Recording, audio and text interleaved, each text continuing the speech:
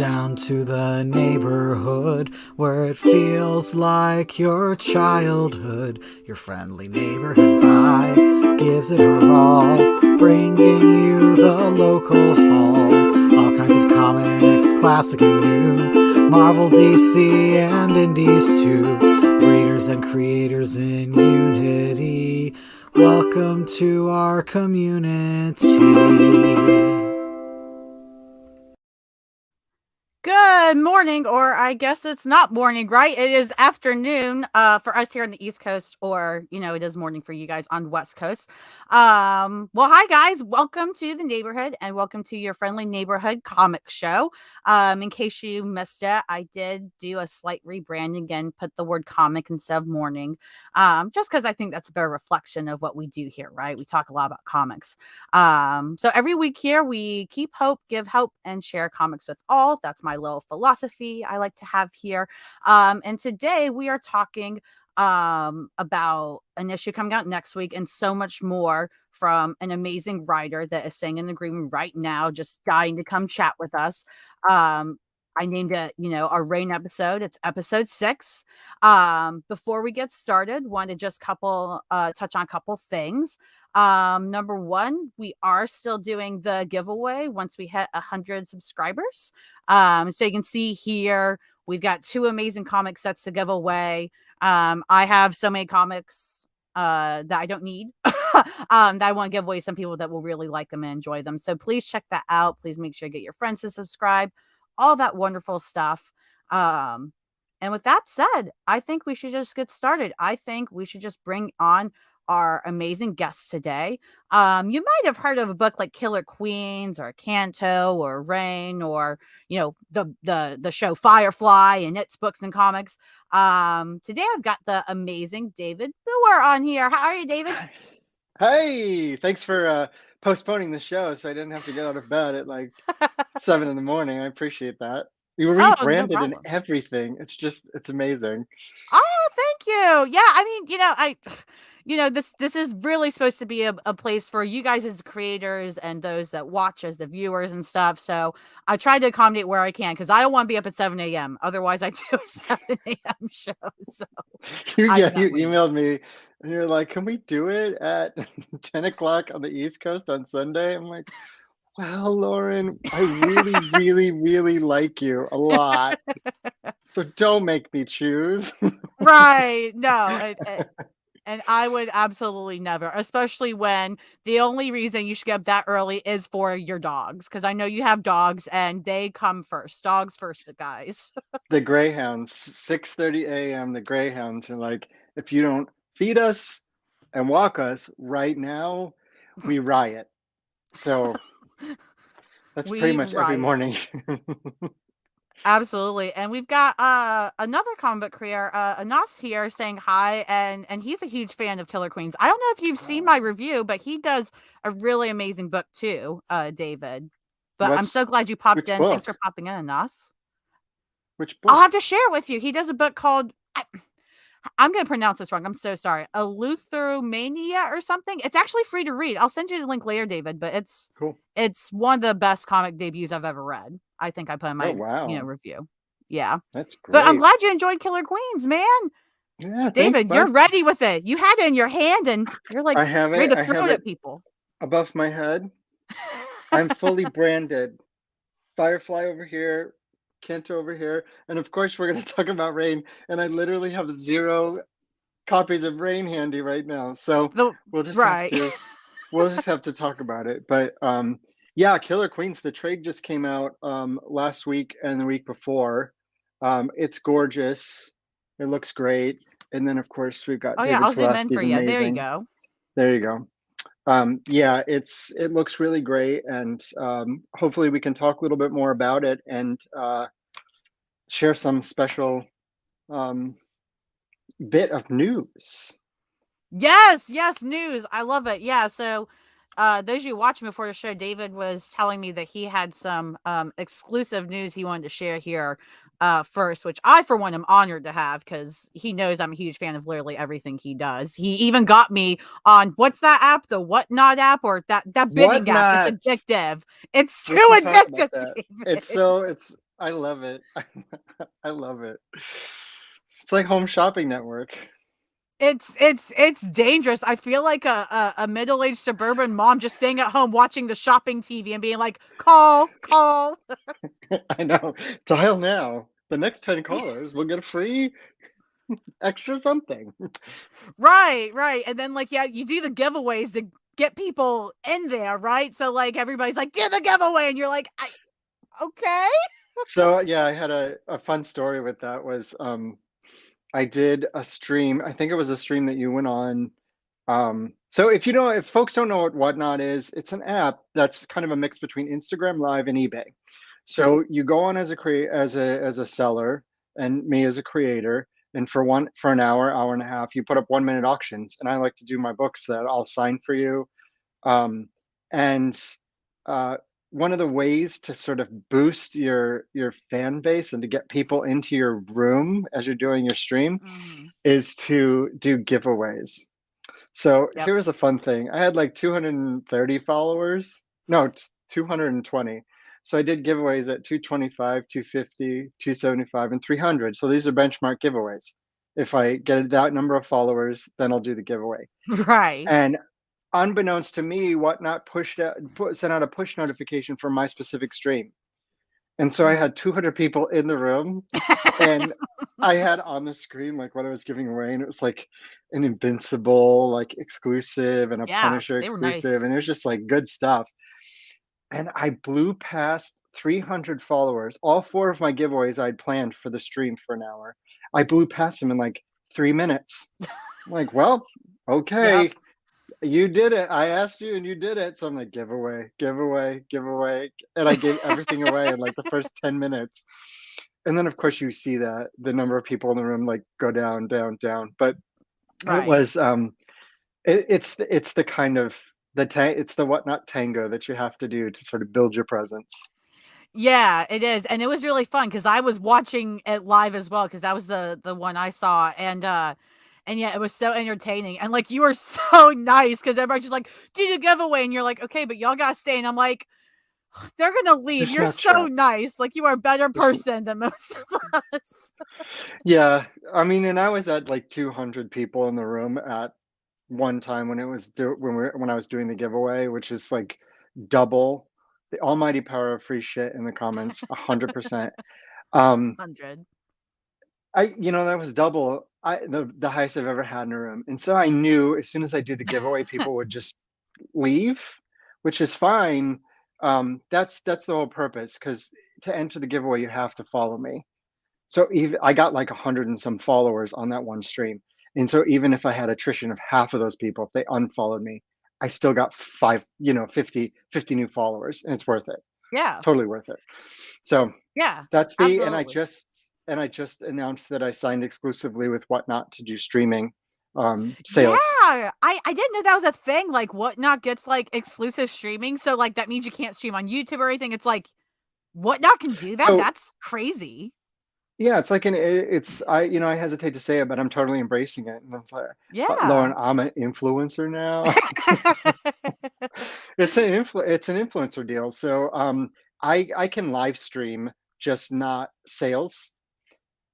So there's a lot of other apps out there that do live sales, including like Instagram Live. I can't do any live sales on Instagram Live or Right. Shortbox or any of these other places. So I'm Mhm. exclusive to Whatnot for live sales. Um, and I'm partnering now with them for new exclusives on current series, on new series. We're going to be doing projects together that are original projects. Just really, we're building up this relationship so that a lot of my stuff, if you my stories and my series, if you want to get Yeah. exclusives, you can come on Whatnot, and I'll be offering those up. But that's really the only place. And in fact, Lauren, what a great segue. I don't have to do anything today, David, you're running the show. I'm good. You are, This is like, head totally. influencer. I know. Like, Lauren, I got this. Go get some coffee, donut, whatever you want. It's fine. So what I'm doing, this is really, I'm really excited about this. So Killer Queens, the trade just came out, right? And Yep. I'm only doing certain shows and I'm going to be live. But what I'm going to do, there's this beautiful blank space on this page right here, right? Mhm. So what I'm going to do is create book plates. And I have a photo of the Ooh. book plate right here. And it is a gorgeous, glittery, rainbowed book plate Oh my that will be gosh. originally signed, and it's limited to 100. So it'll be numbered here. Mhm. So 1 out of 100, 2 out of 100, all the way up to 100. And then when that's done, it's going to go in the book. It's adhesive, so it's going to go in the book. And Mhm. I'm going to offer those up. And once the 100 are gone, this is going to be retired, and you're never going to see another one of these again. Um, and what I'm That's going to awesome. do, I'm going to have these available at shows and things. But what I'm doing is is going on Whatnot in a sort of surprise live stream, and I'm going to offer up um, 1 through 25 of the Ooh. book plates. So I'm going to do auctions for 1 through 25, and that's the only place to get the low number. And so watch my social medias. I'll advertise it, and then you can come on, and I'll start with number 25 out of 100, 24 out of 100, 23. It might throw in a giveaway here or there, and I'm going to Mhm. go all the way down to the 1 out of 100. And if you are hesitating to buy a book plate, I cannot share with you any additional information about things right now, but you may want to have a limited edition, limited a book plate, limited to 100 Oh. for Oh. future, for the future. Something to do with Killer Queens in the future. So this means I will fight everybody on Whatnot for number 7. I would say 1, but 7's my favorite number. So number 7, I will fight you all for. I'm excited to do it because I'm like having. I hope you guys don't mind. I'm having my coffee out of my Ducktales mug, We love DuckTales. Absolutely. right? So so I'm excited to see because I want to start with 25 and go 24 and then 23 and see what happens as we get closer to 1 and see if Yeah. like the price starts going up a little bit. Mhm. See what happens. Yeah, I think it's gonna be a lot of fun, and that is the thing about the Whatnot app and the thrill of an auction, right? Like, auctions still work to this day because we get so into it psychologically. It's an actual experience, like, "I gotta get no, wait, let me wait for them and see what they do," and, like so I'm Sure. excited too, but also And I'm terrified gonna because people are scary when they bid on this app. They are scary. I know. Well, and I love it from this end. I'm like, keep going, come Right. on. Um, but I'm gonna start every lot's gonna start at $20, which is the cover price. Yeah. So if you are the only one who jumps in on a particular number at $20, you get it for $20 plus whatever the shipping is, and you Mhm. get a signed limited book plate for this trade. So Right, and yeah, you 100%, can't beat that. I hope it's okay to segue. I mean, I feel like we're gonna bounce around today because there's just so much to cool. talk about with everything you're doing. Anasha's asking, "Any updates on the Kanto animated movie? Can you speak to anything about that?" We are still in development on that. So Okay. no specific updates that I have for anybody right now. Uh, we're just still working on prep for it. Animation takes an extremely long time, so Yeah. um, we're still making progress. But it's a lot, just like Kanto's journey. It's a long road ahead, but we'll get Yeah. there. We'll get there. Yeah. I was gonna say, that's also apparently the reason why I'm still waiting on the Harley Quinn show to come back. Like, I know animation takes a while, but guys, it's been, like, 2 years. I'm dying. Since the I last am season, melting. Yes! It was right before COVID, I believe. It hasn't come back since I COVID hit. I'm gonna be one of those people and tell you that I'm friends with the showrunner of Harley Quinn, and I will deliver your lamentations to him and tell him to get on it. He's also the Come on, showrunner on Patrick! he's a yeah, he's also the showrunner on Abbott Elementary, which I think is Oh taking god, up I a need lot to of his time watch right now. that. It's Yeah. Lauren, it's so freaking amazing. It's so funny and heartfelt. It's like how I felt about um like Parks and Rec and Schitt's Creek, Okay, and that's just it. those. Those are two of That's my favorite shows. that's the bucket it falls in. You'll watch this and be like, I love these characters. They're funny. All the jokes are super organic, and then it's about it's like an important series. It's a comedy, and it's important because it really shines a Yeah. light on underprivileged schools and underfunded schools, and just everything about it is just chef's kiss. Oh my gosh. Okay. Yeah, I've been seeing it all over my timeline and I just haven't sat down, but you know what? Now that you've got me about it and you said Parks and Rec and Schitt's Creek, I will be watching it because those are two of my favorite shows, especially Parks and Rec. And yes, Chris in the chat, you heard Schitt's Creek because if you like it, you need to watch Abbott Elementary, apparently. So we're gonna have a watch party, guys. Stay tuned for future details on an Abbott Elementary watch party. Oh my god. Can I come? Am I gonna can I get on the Yes, list? Can I absolutely. stand You're at the a door neighbor.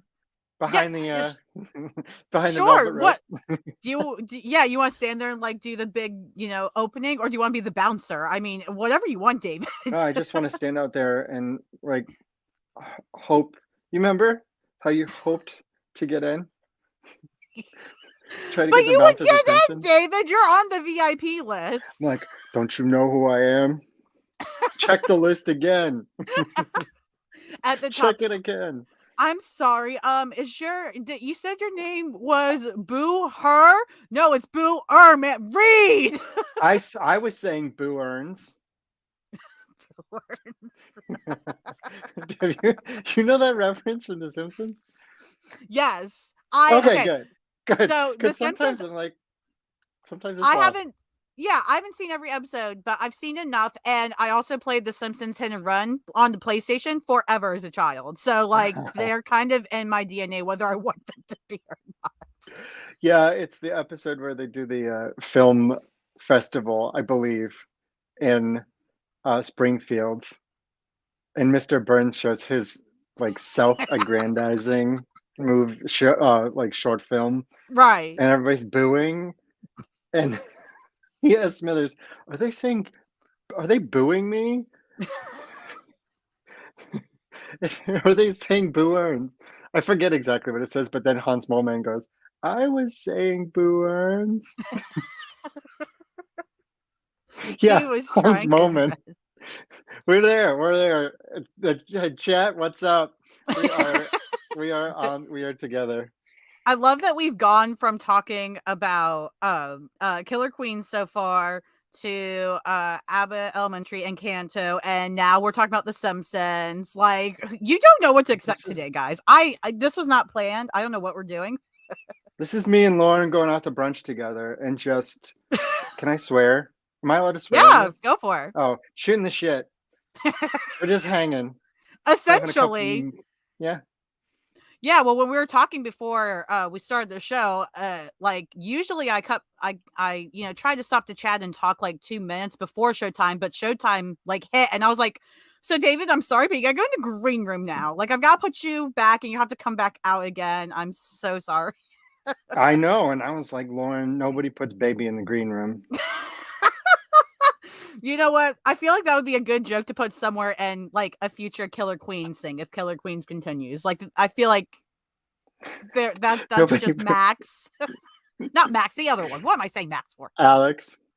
Thank you. Nobody puts baby in the.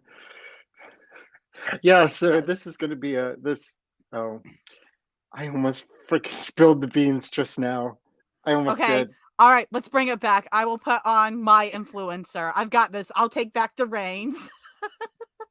It's Christopher Evans. It's Tales, Tales. Is it the Yes, best is it animated DuckTales? theme I forgot. Yeah, you got What's it. He's asking, is it the best animated theme song? No, Gummy Bears.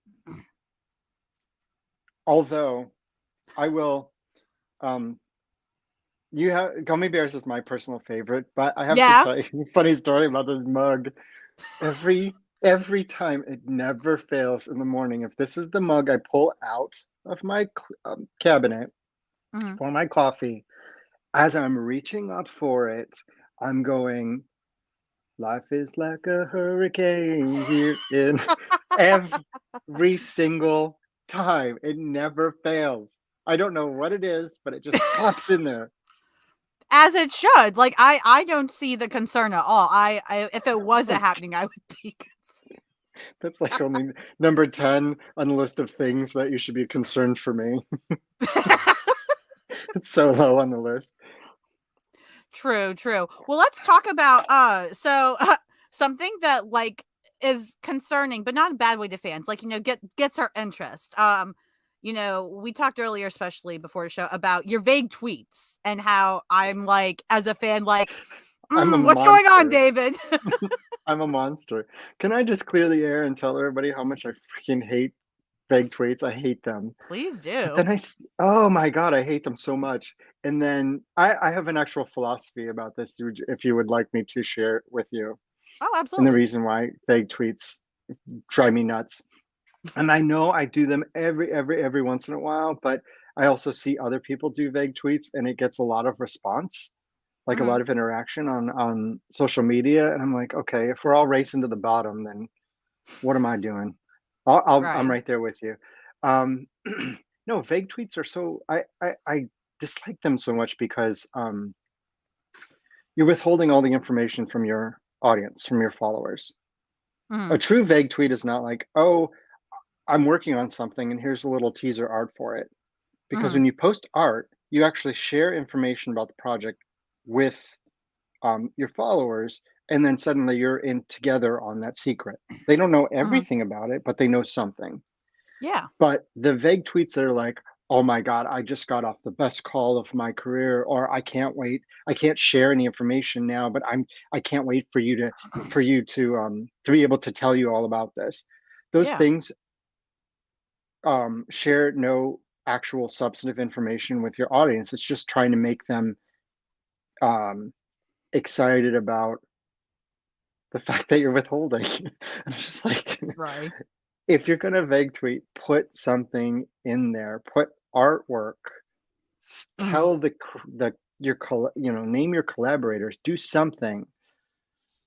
Yeah. And then just work hard enough that you never have to vague tweet again. You can just be like, Brandon Sanderson on Kickstarter. Oh, I just wrote 4 novels. This is Right. the first Yeah. time you're hearing about it. Yeah, like I like a nice comic here. Like how like a lot of musicians have started just surprise dropping albums whenever the hell they feel like it. Like Yeah. it's becoming more popular after Beyonce and some other people have done it. Like, why don't comic book creators just do it? Like, here's a comic, run with it. Yeah. I mean, if you get to be the Beyonce of comics, then absolutely just go ahead and drop your drop who your surprise comic. who I mean, who would be the Beyonce of comics? I mean, you're coming up, David. Like, I can see you becoming the Beyonce, but is there a current Beyonce of comics that you are like, that's I the don't person that could know. do it? I think somebody like James Tynan, who does Something is Killing the Children and Yes. Department of Truth, I think he could probably drop a surprise comic and, it's sort of have it blow the doors off. Part of the not doing a surprise is the promotional tail of, or the promotional takeoff for your comic, so that when it does drop, you can you can have built up anticipation for it. Yeah. With that said, you can't. So I would do it. I would do a surprise drop, and just like, if it succeeds, great. If it fails, great. Who knows? But you can't. You have to do it on like Kickstarter, or you got to do it on your own distribution network, or you got to do it because there's a 2 month lead time. Yeah. Um, yeah, I think Lemire, maybe Tom Taylor and Hickman, but I'm looking at the comments in the chat. But with Tom Taylor and Hickman, I think they're so wedded to the big two Yeah. that it would have to be like a big two partnership drop. I would think Lemire is very creator owned. Um, Yeah. so he could do it, but you have to have pre-orders 2 months in advance, so you can't do it through Diamond. So if a publisher wants to do a 500 or 1000 print run for a Yeah. secret project, and just be like, it's dropped, you go to the website, you order it, we'll fulfill it on our own, and that's it, Yeah. then maybe. I mean, I'm willing to Yeah. try it. Hell. Yeah, I mean, it'd be a lot easier. It's a lot easier to do it digitally, kind of like DC does their digital first. But like if you did a surprise drop instead of planning it, you just drop it digitally, and then a week or two later, whenever you can get the production going, maybe and drop the physicals then. Um, Yeah. And you'd have to do with a secret drop. I think you'd have to limit it to 1,000 copies, and you'd have to say, yeah, this is it. The story's not going to be, it's going to be this and nothing else. So yeah. people, so you get some demand and some excitement going. Yeah, that would actually be pretty cool. Like I'd kind of like to see that happen, especially from someone like Hickman though, because even though he, has been tied to the big two, particularly Marvel lately. I mean, when he went to the Substack craze, he put in his letter that a big reason was because there was no surprise in comics, and he wanted to try to bring that element back. Um, Right. so I mean, if anybody could do it, it'd be him.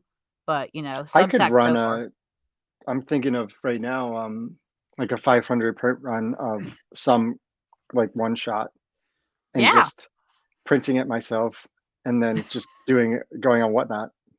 You Be like, should. You know you what? have to There you interact. go. You have to interact with me if you want a copy of this. You know what? There you go. That's exactly what you should do. See, Whatnot. It's gonna take all my money, damn it, David. So with Kanto, I know Kanto is continuing. It's got all this buzz. We already mentioned the movie. So for those that might have missed the news, what's next for Kanto in the comics? So we just announced that we're doing a 2-issue miniseries called Kanto: Tales of the Unnamed World. Mhm. Uh, the first issue drops in June, and the second in July, and that is going to be sort of an anthology with Drew doing all of the framing story, and then we have guests artists of Jorge Corona and Liana Kangas in the first issue, and then we have Sean Daly coming in for the second issue, uh, and it's kind of a cool premise where they're uh, on their way home. It takes place before Lionhearted, and they're on their way home from the City of Giants, and Mhm. they have to cross a bridge. And there is this mysterious character called the Bard that stops them and says they cannot cross the bridge until they tell him a story that he has never heard. So Ooh. it's a fun little troll under the bridge story where they have to Yeah. the in the anthology pieces of it are the stories that they end up telling the bard to try to find the one that he has never heard. That's awesome. And I know for some that stuff might seem cheesy, but I love that because tropes like that really get the characters to think and bring them out. It works. It's a trope that is effective as long as it's written well. And you are so good not only with plot and things like that, but with characters. And I really appreciate Oh that with what you do. So I'm really excited to see what plays out in that, and what stories we get, and if they tell one that actually passes, or if they tell some that the trolls heard, and the trolls, the bard is like, well, yeah. screw you, like, no, I've heard that, get out of my face. So yeah, so we're gonna revisit some characters that we have not seen for a while, Mhm. which I'm very excited about. And then of course they're not, it's not going to go well for them, at least initially, and then you're gonna they there's a, I think, it's always dangerous to label your own work, but I think there's a clever twist at the end on how they ultimately figure out how to get past this bard. I don't think it's a spoiler because this takes place between um, the City of Giants and Mhm. Lionhearted. So we Mhm. know that they're fine after this because we've all seen Lionhearted already. Because Yeah, then the idea is that we're going to take the 3 issues of City of Giants and the 2 issues of Tales of the Unnamed World, and we're going to put it together into a trade. So you're going to have the like side quests collected into a trade in addition to the volumes 1, 2, 3, and 4 that we have. that's awesome. And I like that you do have these little stories they can throw in that are, they have a purpose, but they're not something that has, it's not, again, like you said, it's not completely spoilerly. It's mostly just for that storytelling and for those characters and stuff like that. That's always a really nice touch because it makes that world feel, at least for me, it makes a world feel more real when creators do that. Yeah, these are stories that we wouldn't have gotten a chance. We haven't gotten a chance to tell in the main volumes, and in fact, when we go into volume 4 in November, A Place Like Home, it's like I think all the readers who are up to this stage know that we are just gonna. It's 6 issues, and we're just gonna it's a sprint. We are in the end game right now, for the entire big story arc, and doing these little side quests. This anthology gives us the opportunity to sort of visit some places and some stories and characters that we wouldn't necessarily get to, um, since the momentum is picking up in the main story. Yeah, yeah, and it's always scary when you get to a point like that with, this great world and creation that you've done, and you're starting to realize, oh, so this is where this might be wrapping up. And I imagine, I know as a reader it's nice, but also as a creator, it's nice to be able to prolong, in a reasonable way, prolong that goodbye or that ending or that last dot, of like, well, I don't want to stay by these characters yet, and we don't have to. So let's keep it going. Let's keep it going. Yeah, next week is my I'm doing creative on the last story arc for Kanto, and it's both challenging. It's challenging, and it's kind of just amazing that we even got to this stage, that we are looking at the last volume and trying to stick that landing, and I think we will. Yeah, yeah, and I like Chase's comment here, about how, it's nice to do side quests that you write into a series that they're only half mentioned, but then you get to connect them and expand them. Um, And so that's what we're yeah. doing. That's what we're going to do with these anthology stories. Is it's kind of a reminder of some of the things that happened before, Mhm. some of the characters that we met a while back, because in Canto 4 we're gonna. I'm a huge proponent of no characters ever, um, like a throwaway character. No Yeah. characters ever they'd never encounter a character that doesn't have the chance to return in some way to the storyline and be important to it. And so we're gonna that volume 4 is gonna be our opportunity to show that. Awesome. I'm really, yeah, I'm very excited, but also, sad. Like it's the literal definition of bittersweet to have to do Yeah. something like that. But I'm also a huge proponent of writers and creators being able to end their story, their universe, whatever they've made on their terms, rather it being cut off or canceled or dragged on too long in some cases. Um, so really glad that it sounds like that's what it is. You're able to end it where it feels organic and correct for the story. It's kind of what we've had in mind since the beginning. Mhm. I always had in mind exactly where we were going to end. Yeah. Um, if we got the chance to do it. And of course, we've done some expansion in the middle of it a little bit to Yeah. kind of lengthen the quest. But yeah, before we even got it set up at IDW, we had the idea of where this all would eventually go if we had the opportunity to take it there, and we do. And Yeah. but by the end of all of this, I think we're at 23 issues right now. I think we're going to Mhm. be at 31 Yeah, that's awesome. total single issues, 5 volumes, which is really something. I've got two volumes up here, and to see all 5 of them eventually together is going to be it's going to be really a prideful moment if I'm allowed to have those. Oh, absolutely. And like, I know for some people are like, well, that doesn't sound like a lot of issues, but for a self-sustaining, essentially indie series continuing and a universe that's gone to multiple volumes and is getting these, other issues and side quests as we've called them, just chatting here, like that's phenomenal. Like, Kanto's Hmm. not going anywhere. Like even when it does end, it's going to not only hold up, but I think it's going to resonate for, years, decades to come. So you should be Well, very we are proud not. of it. Thank you. Yeah, and we're not. Trust me, I don't want to end it with volume 4. I want to end this his quest. Yeah. volume 4, and I already have an idea about what we can do once that is all done, said and done. Mhm. So I think there's going to be. I would, I you know, I would love to restart as an ongoing.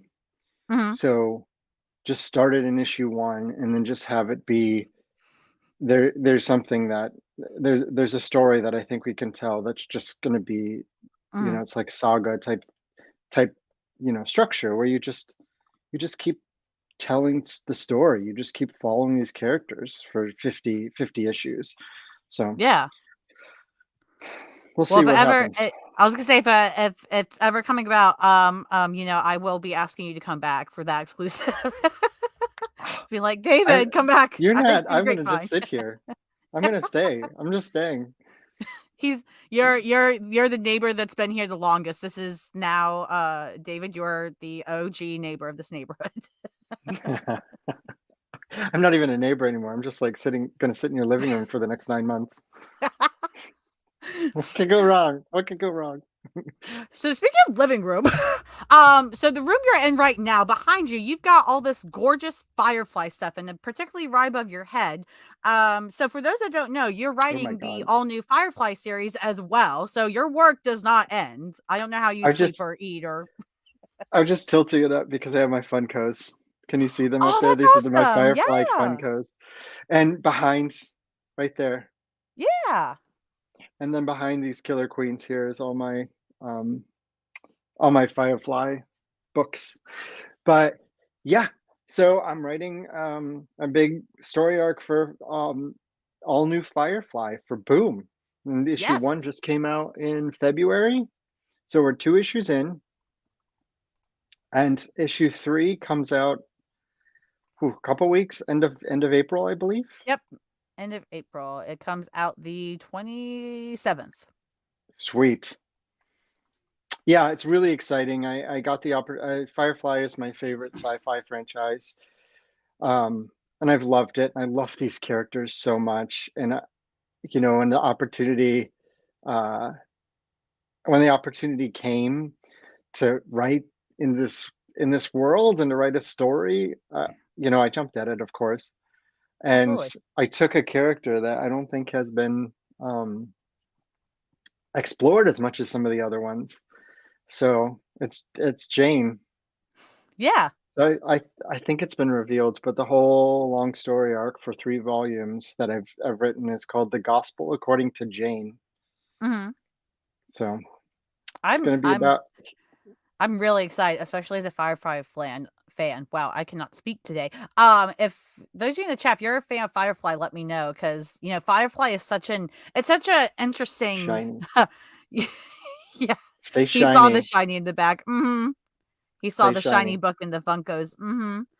Yeah, Firefly's an interesting fandom because it was supposed to go on for a long time and then got canceled right at the end of the season, and it's kind of become a cult classic in its own right, and it just keeps going. Like there's no stopping Firefly, and nobody should stop it. I know, right? Yeah, so there's been a lot that's happened since the continuity in the show. And so my all new Firefly picks up basically where the comics continuity ended at issue 36. So we're just Mhm. continuing on. It's just a new mission, a new character arc, new story arc for them. And again, I wanted to focus on Jane because I think Jane is one of the most complex characters that seems so simple. Yeah, So I wanted to find out who he was, what his childhood was like, what his background is like, why he um there's a moment in the show when you see how he joined the crew, and basically he's holding up Mal with a different group of bandits, and Mal says, what are they paying you? And you don't even get your own bunk. And so you'll see there's ah, a moment in this story arc where Kaylee is now captain, and she's talking to Mal, and she's like, how did you handle Jane being on the crew? yeah. And he says, and this is probably a spoiler, this might be in issue 3 that's coming, but I'm going to say it anyway. There's a moment when Kaylee's like, how did you deal with him?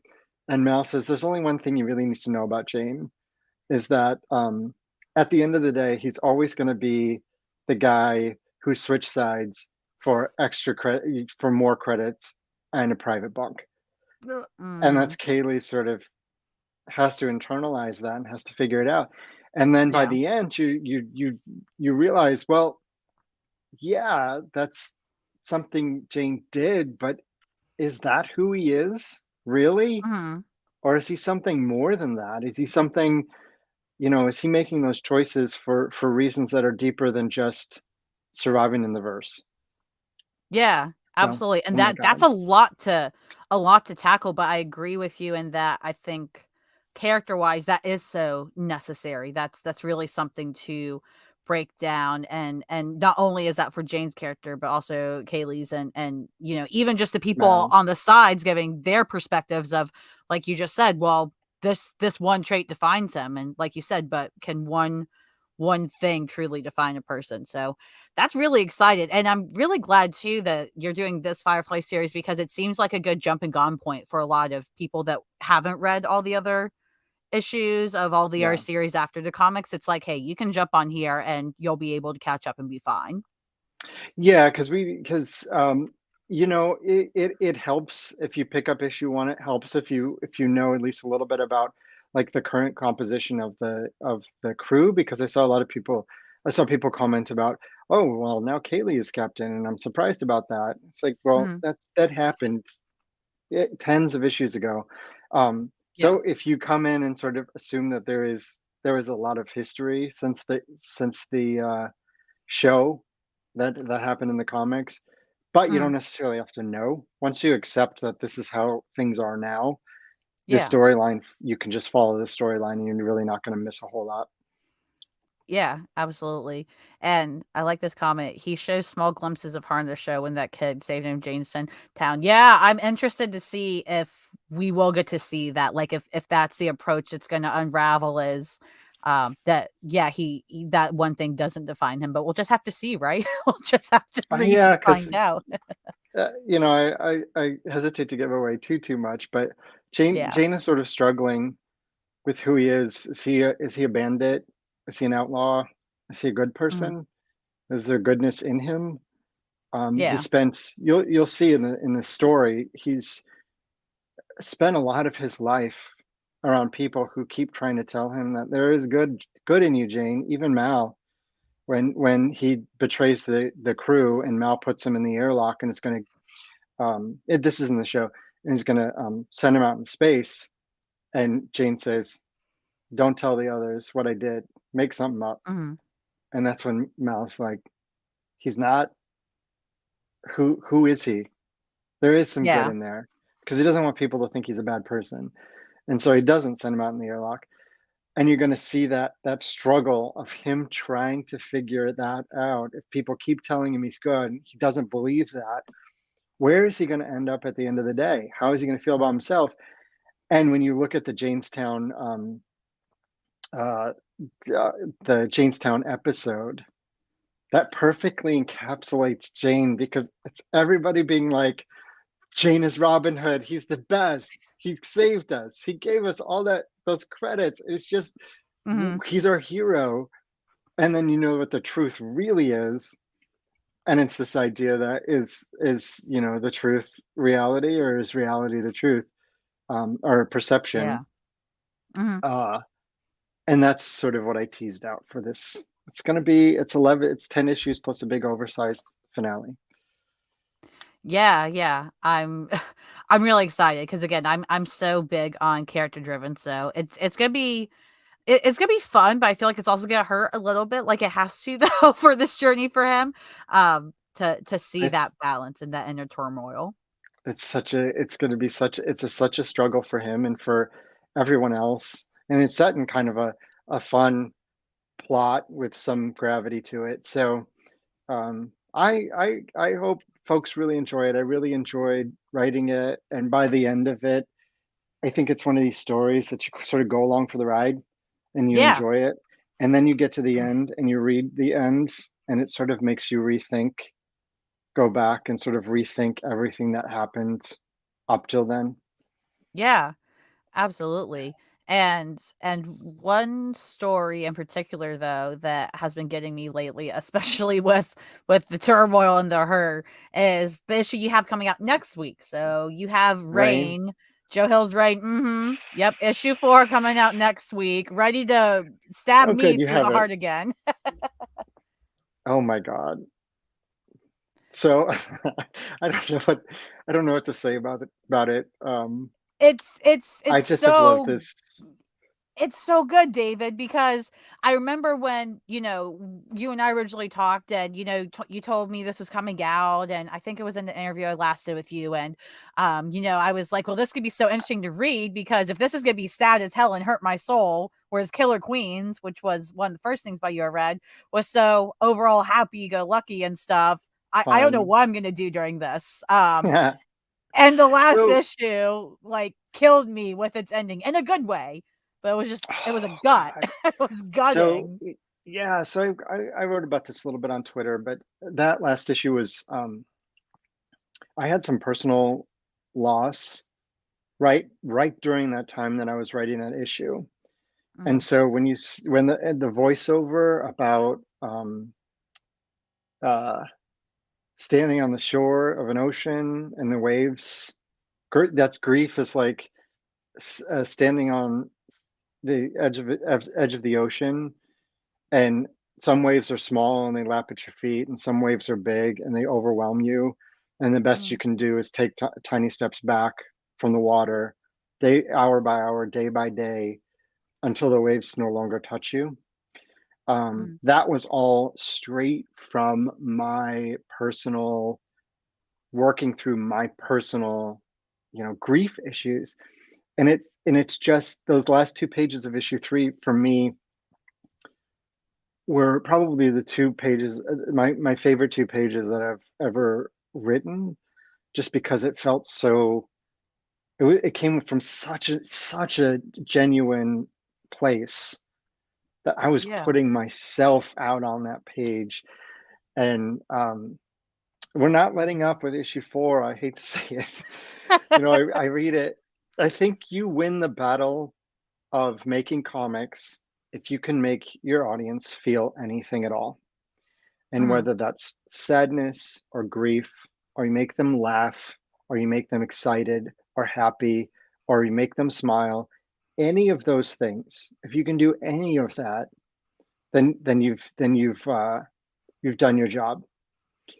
And I think it's Yeah. because so many comics out there, you just read them and you just kind of, at the end, you just shrug, like, okay, that was a Yeah. story.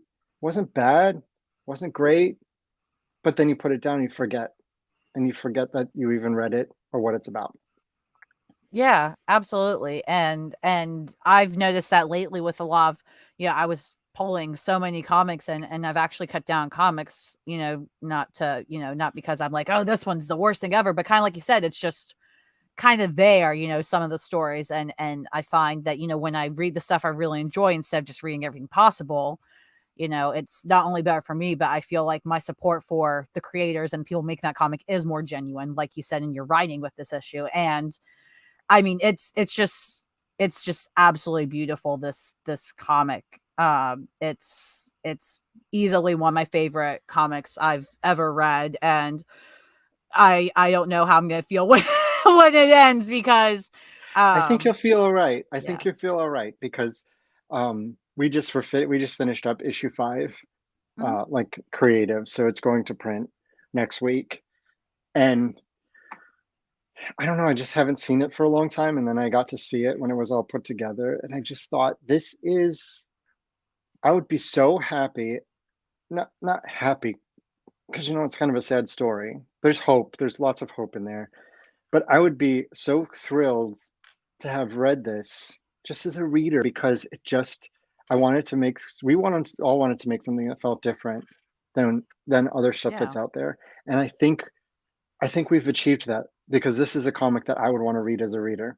And those are Yeah. all only stories I ever want to make, are the ones that I would pick up, and I either feel like this about comics when I read them, or I feel like this, like Yeah. through the roof. And I want to make comics where I feel through the roof.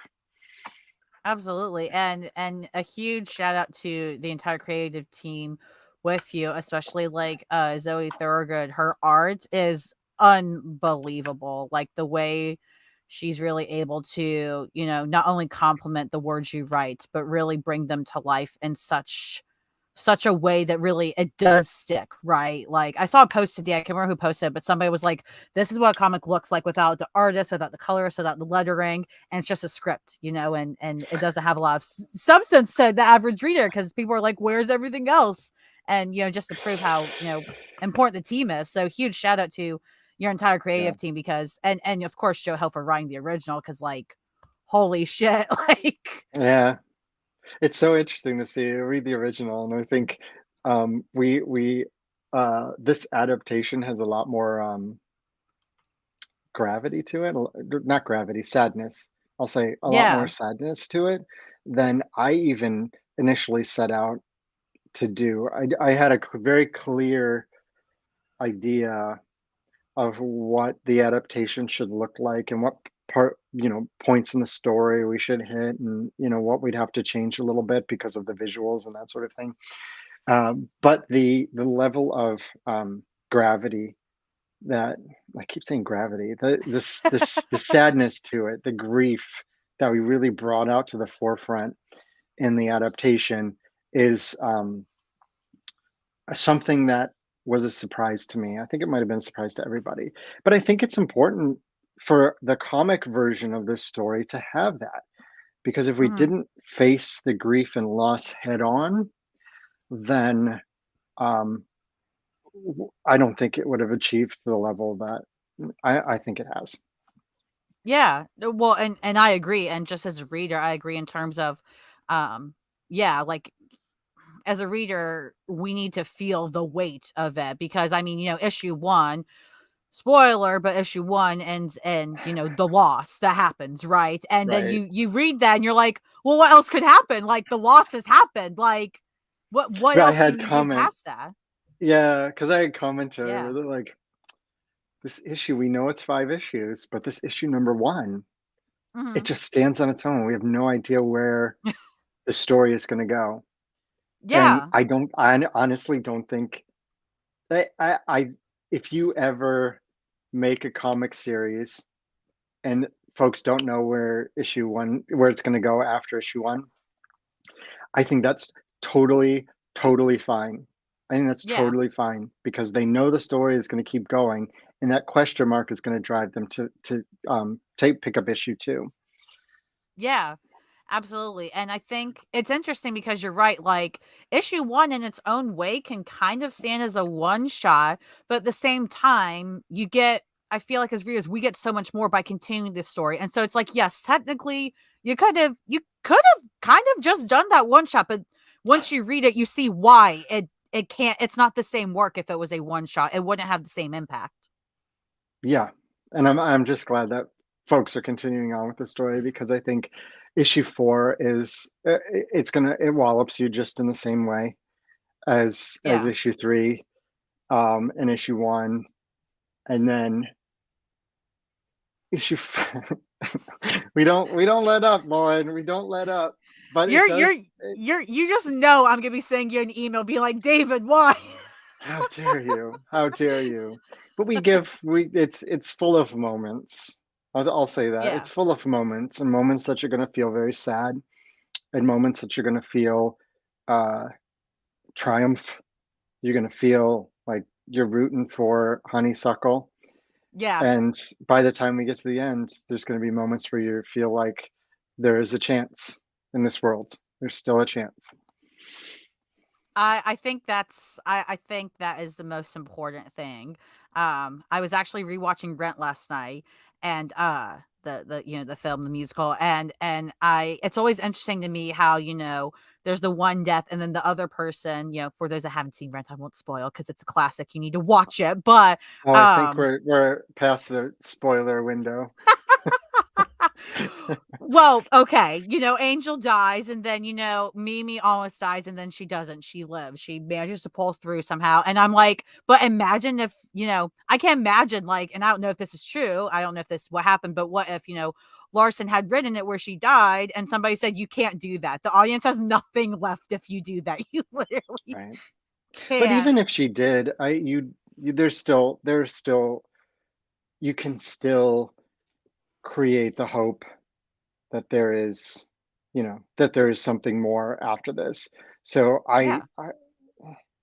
I if that was Jonathan Larson's vision, was to keep, was to have Mimi pull through. It was Mimi, right? Yeah. Hmm. Yeah. So have her pull through, then he should act on the vision. If she was going to die, Yeah. and then they'd all have to sort of find a way to pick up the pieces and move on, and you'd have the next. Did that happen at the next Christmas, or was that Yeah, that before? happened at the next Christmas. Yeah, like they found her Okay. in the streets, and they were like, she's been living on the street, and yeah. Okay. Yeah, but Yeah. there's a way to tell it, to keep hope. I just whatever's authentic to your vision as the writer is what you Yeah. should do, and not really worry. If you've done your job correctly, they'll have the emotional roller coaster will be there, Mm. and you'll just have made the intuitively right choices to bring your audience along with you on that journey. Absolutely. And that makes complete sense. And I appreciate the insight as a writer because I have written things in my life, but I am not a writer. So it's always great to hear from an Oh, active creator that, the hey, perspective. you've written things in your life. You said it. You I've are written. That's it. definitely a writer. You're definitely a writer. You're That's Just a it. little You bit. may get well, your body of work might be small, and it might be private. It might be just things that you've done for yourself, but you're a writer. So I don't want you or anybody else who's listening to Oh. ever think that you're not, just because you haven't been published or you haven't had other people read your stuff or any of that. If you put pen to paper, just such an anachronism. If you put fingers to keyboard, Nowadays, yeah, exactly. Like, who has notebooks? Even though I do, because I don't have my laptop next to my bed. So if I'm waking up at 2 a.m. with an idea, I mean, I'm I've got I'm doing visual aids for you. I've got my Canto journal oh, that's so cool. right next to me, and I have my Firefly You journal. got it all.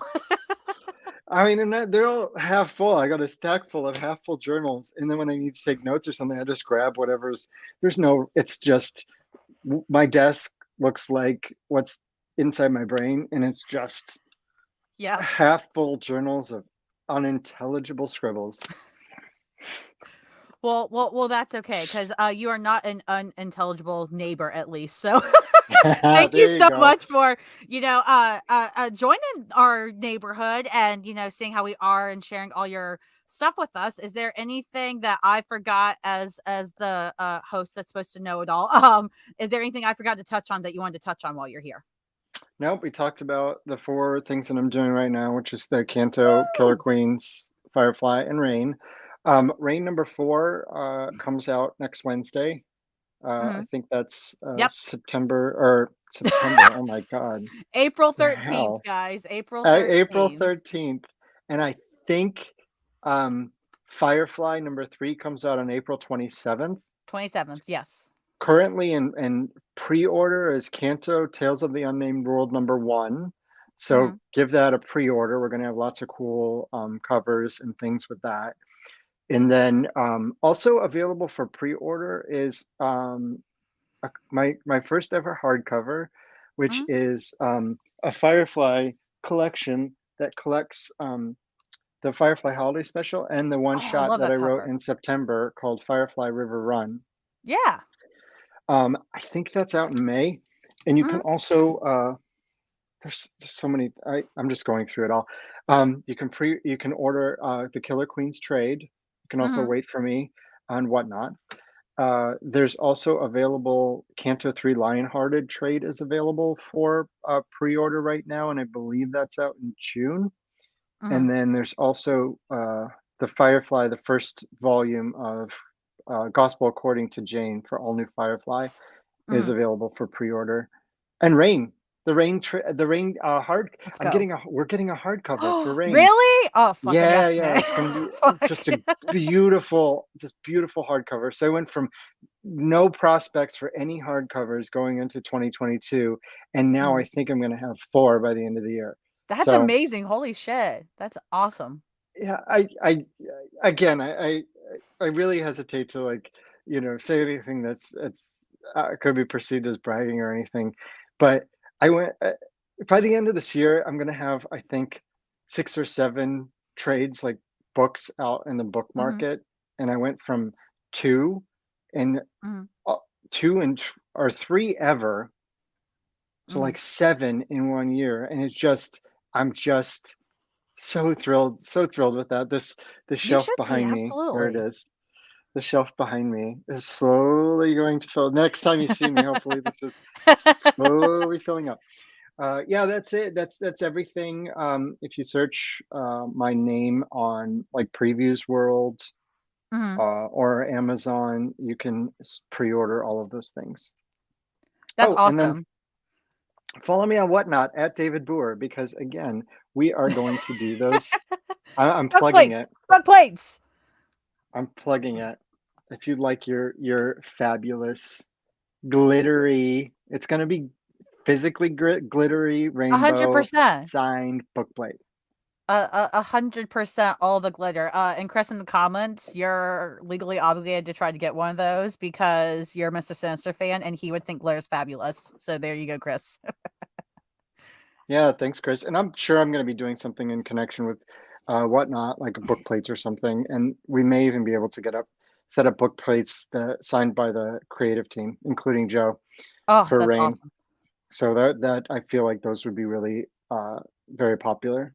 100%. I am automatically signed up. And to answer your question, Chase, I think David answered all of it. That he's bringing all of that to the barbecue, so you will have entertainment. If you don't like to talk to people at the barbecue, don't worry, you have everything to read. Here's here's 42 books. Here's my entire repertoire. Please, by all Yeah, means, I will sit here while you read it. It's fine. It won't be awkward. absolutely, absolutely. And since you're new to the neighborhood, I don't know if you have the time. If not, that's still okay.